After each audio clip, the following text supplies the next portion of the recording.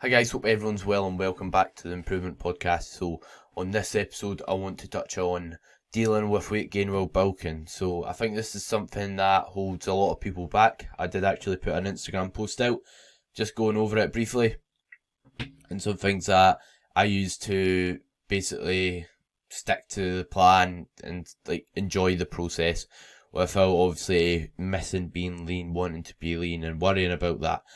And just stepping away from worrying about my appearance and focusing on my long-term goal of building muscle. So I'm going to expand on it on this podcast. First, I want to start off with why we want to gain weight. So when we're gaining weight, when we are pushing our food up and slowly gaining weight, this is the best place we are in to build muscle. We don't build muscle effectively when we're sitting at calorie maintenance. We don't build muscle effectively when we're sitting lean year round. And we definitely don't when we're dieting as well. That's the opposite place we want to be if we want to build muscle. So it is very important to be in a surplus and gain weight over time. If you don't, you will potentially still gain muscle, but the amount of muscle you can build will be drastically different. A good example I like to give is if you gain, let's say you gain 1 kilo in a year, do you really think you're going to be gaining 5 kilos of muscle in that year? Whereas, let's say you gain 10 kilos in a year. Yes, some of that will be fat, but I guarantee more of that will be muscle, or you'll gain much more muscle gaining that weight than just sitting and gaining a kilo in a year. So yeah, I'm a big fan of being in a gaining phase at some point. Regardless, if you want to have the most muscle on the planet, it has benefits to it. The reason why you build muscle best is because, when we are trying to build muscle, we need, fuel for our muscles to grow. I like to put it simple. We need the building blocks to grow muscle. Why should we be putting on weight? Why should we be growing if we're not eating in a surplus or eating enough calories to support that? We're not going to be. And as well as that, we have more stability, which helps us build muscle. So if someone's ever done a diet, let's say you've lost a considerable amount of weight, you feel a bit more off balance doing things like the bench press. It's harder to retain your numbers if you're dieting. And the reason being is you're less stable. And we want stability in the gym. So when we're lean, we don't have that. The reason we want stability is the more stable we are, the more weight we can lift. And the reason why is because we can produce more force, which just means we can produce more strength, weight, we can push more weight. And a good example I like to give, probably heard it before if you've listened to a podcast frequently, is it's like doing a leg press versus a squat. The reason why you can do more on a leg press is because you're more stable, regardless if you take it through the same range of motion or that. Same with if you can maybe squat more in the Smith machine, or another good example is trying to fire a cannon from a canoe. You're probably not going to be that accurate. It's going to be a mess. Same with trying to build muscle. You're not going to be able to do it very effectively. Another reason is metabolic adaptation. And yes, it might sound a bit of a fancy word, but it simply means when you enter a gaining phase, this stands for if you're dieting as well, your body adapts to everything you do. So if you're continuously giving your body less calories and being in a calorie deficit, dieting, your body's going to adapt to that. It's going to do things to preserve energy. It's going to drop your calorie maintenance down, meaning, let's say you maintained your weight on 3,000 calories, but you were continuously dieting. You might now have a maintenance of 2,500 calories. And this is something you think, it's not the end of the world, but it holds a lot of people back from flexibility because, yes, they might think, I want to be lean. I want to have abs, have veins, etc. But most of the time, let's say your calories, I'll exaggerate it, but let's say you just kept dieting and dieting, your calorie maintenance was 1,700.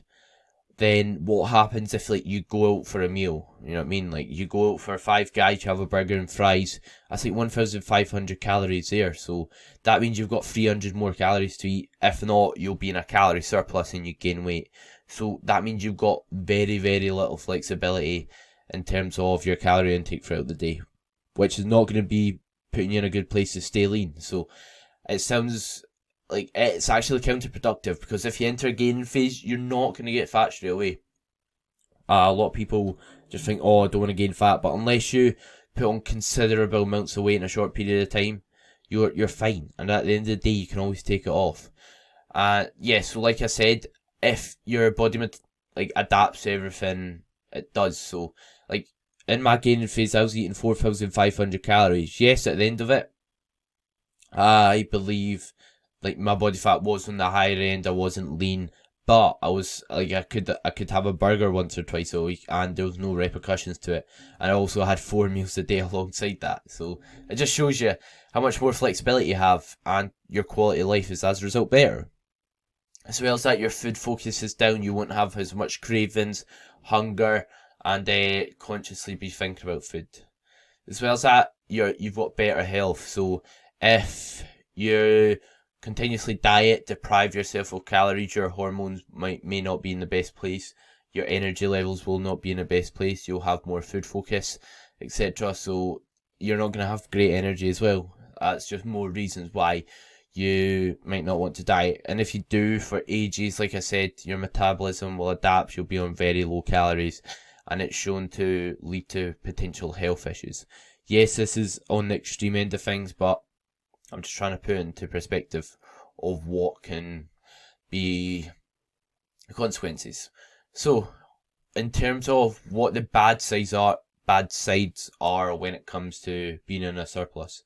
So, your appearance you may think it is slightly worse. However, usually if someone's been dieting and staying really lean, when they get in a calorie surplus, their body's not used to those calories, and as a result, you just look much bigger. Your muscles have so much more pop to them, and if you've been sitting and restricting yourself for ages, usually you gain muscle quite well. Your body reacts quite well to it, and you just look better. You don't look fatter or that. I see this time and time again when I take someone out of a calorie deficit or a diet and put them into a gaining phase, and it's not comfortable sometimes. Yes, you might not feel great about the way you look because your body fat's a bit higher, but as well as that, when you build, the best thing you can do to improve your physique is to build muscle. What I mean by this is, if you look at someone who's, let's say, someone who's just started out at the gym and they've got 15% body fat, or someone who's 100 kilo worth and they've got a ton of muscle and also got 15% body fat, you'll probably believe the person who's 100 kilo will look better. They'll look leaner because they've got more muscles. They'll look more vascular as a result of that. So it's going to actually make you look better in the long term as well. And what doesn't help with this is social media and people always posting them being lean and that, and it just looks more appealing, more attractive. It gets more likes, etc. Like when I've started my dieting phase, I get much more interactions with my posts when I'm getting leaner, because it is more exciting to see it. You see changes a lot quicker, so it's a place you want to be in, if that makes sense. But at the end of the day, it's not sustainable being lean all the time, and it's not the best thing to do if you want to improve your physique. So finishing off with that, how to handle gaining weight. So the main bulk of what I wanted to talk about today. So first of all is remember your goal. So what is your goal with the gym? Is it to be lean all the time? Have at it. But if it's to build muscle, you are going to be holding yourself back massively, as I said. So always remember what your goal is and think, this is short term. I'm going to be a bit fatter, although you're not going to be, it's not like you're going to get stupid fat overnight, let's be real. But just remember your goal is to put on muscle. So try not have much of a emotional attachment or think emotionally about things. Just think, what's the most optimal thing I can do to reach my goal? As easy as it sounds, yes, it can be a bit harder. Look at the benefits as well. Your strength will be much better, energy will be much better, you'll be able to consume a lot more calories and have more flexibility in your day, and you'll be able to have long-term progress. Whereas if you stay lean, you probably will not look much different. For example, like let's say you committed to a good gaining phase for 9 months and then done a short diet for free, or you just stayed lean for 12 months. You'll probably regret staying lean for 12 months because you'll probably look somewhat similar. Whereas if you commit to a gaining phase and then diet down again, you'll find you'll have a much better looking physique. And that time will be definitely valuable in terms of if your long-term goal is to build muscle. Next up, just going on to that point, the muscle will always be there. Like progress you've made in terms of your physique and how lean you look, that's always there. You can strip your body fat off whenever. That's if you know how to, and you can stick to the plan anyway. But I think you get what I mean. Like there's no reason why you can't just be like, right, I want to get lean again, and then just diet. It's not like once you put on body fat, it's there for life. You can always take it off again. So just remember that. There's nothing stopping you from doing that, and you could basically whenever you want. Next up is more flexibility. So life's not all about being lean and looking good in the gym. If you commit to a gaining phase, like I said, your body adapts to whatever you do, so you'll have much more flexibility due to your calories being higher, meaning you can go to other commitments, have meals out without worrying about gaining weight and that, and obviously while reaching your goals.